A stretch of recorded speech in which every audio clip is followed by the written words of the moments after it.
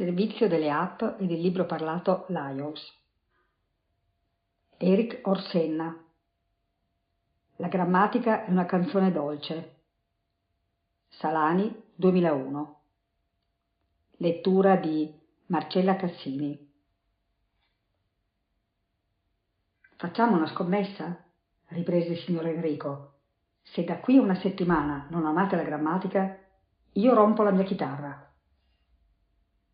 C'era una volta, la frase magica che ogni giorno, dall'infanzia alla morte, ci porta in viaggio.